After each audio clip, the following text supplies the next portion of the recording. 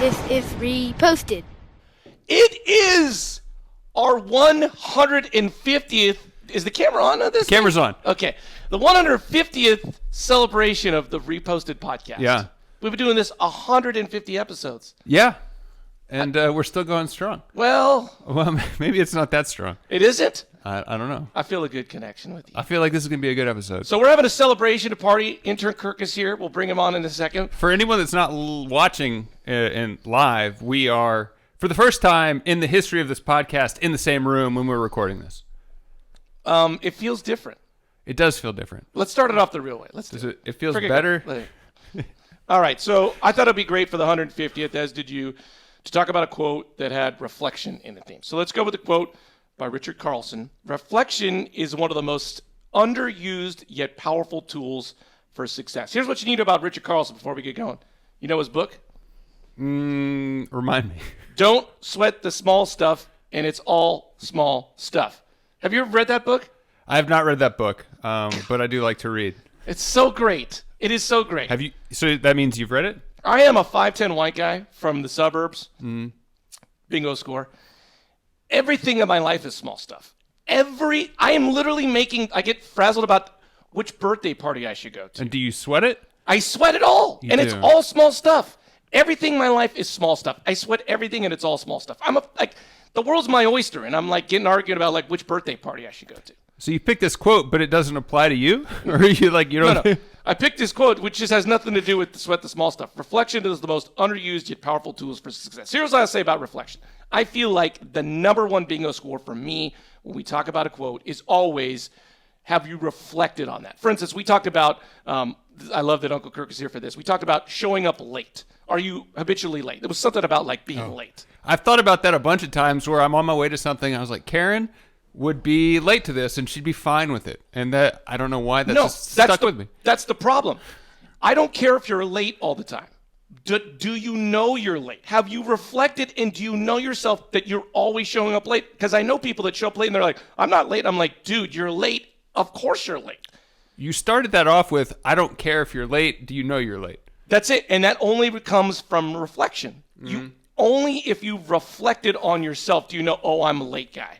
Yeah. And then you don't care. But Karen does care. She just still doesn't even know. Yeah, I don't think she knows that she's late. That's why I kind of get angry at it. She doesn't know that she's late? No. That's the craziest thing that's ever been said on this entire podcast. Yes. Something that makes me think about reflection is people that have listened to a lot of episodes. We had a stretch in this show where we would do an episode and then we would have a 30-minute conversation about figuring out how to work with each other. And I think we've made it through that. But reflecting back on the 150 episodes we've done, I wasn't positive that this show was going to make it to episode 50. Can I say, so how long have we been doing this? 150 episodes. It was 6 months? Oh, yeah, since March. So let's say that's 6 months, right? Yeah, and so let's say we've had 2 heated discussions. Okay.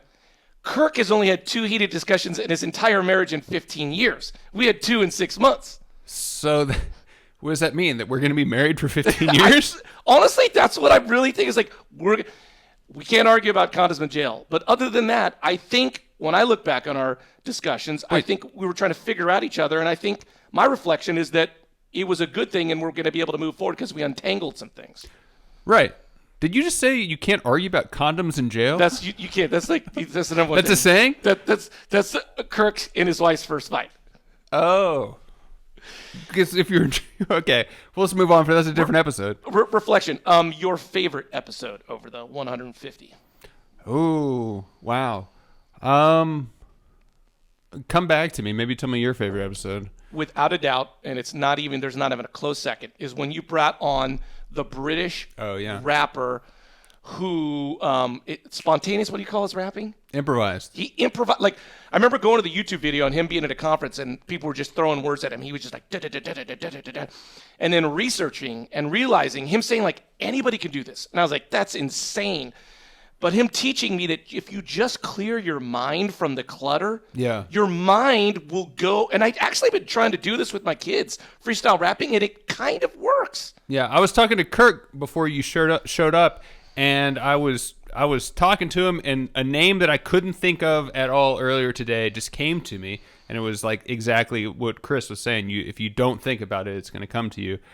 I think our 100th episode was fun for me. I don't know. I don't know if 100th episode. What was the 100th episode? It was just a milestone. I don't know if I can put like a specific episode on it, but I've said this off air a bunch of times. When we first started this show, I would hit record, and it felt like old school. Was it old school? Where he's like, I don't know what happened. I was blacked out. Like it felt like a roller coaster. Frank the Tank. Yeah, Frank. Yeah. And that's what it felt like. I would hit record, and you feel this need to like perform or do something. I felt like I physiologically changed when I had a live mic, and over the course of time, I've had this. I feel like I'm more comfortable in front of the mic, and for me, this is more of like let's just keep doing it, and I'm glad that we've made it this far. Yes, I'm definitely glad. I thoroughly enjoy the 30 minutes or hour or so, however long I think about it. I enjoy most doing it, and I reflect back on how we did it, and I like it even more.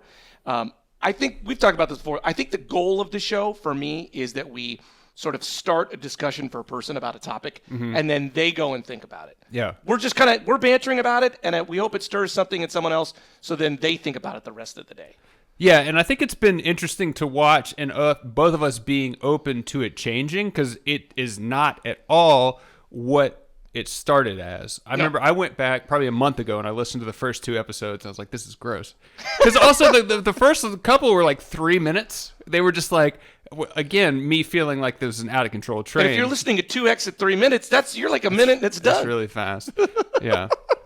So speaking of reflection, I wanted to ask you something on air. I'm getting married in March, and I was wondering if you'd be a groomsman in my wedding. Do I get to reflect on that, or do I got to answer right now? You have to answer right now, and if you say yes. Yes! That means I got to go to the Big Easy. Yeah, you don't have to show up. You can just be a groomsman. Zoom in? No, I'm not going to zoom in. Hey, wow, I'm honored. You were really like hijacking me for the 150th to wait? This was a happy accident that everything came together. I was going to ask you today no matter what. I didn't realize it was going to be the 150th episode. I guess I could improv and say yes, that I did do that on purpose, but I didn't. Can I, before you, thank you, I'm honored. I appreciate that. I'm totally going to do it. But I was going to just grab the mic at your wedding regardless. So it really didn't matter what you said right now. So I'm glad you officially. Okay. Well, if you'd like Larry to give an impromptu speech, please reach out. You can find us at Reposted Podcast on Facebook, Twitter, or Instagram. I'm Andrew Keller for the drunk guy at the wedding saying thank you for stopping by.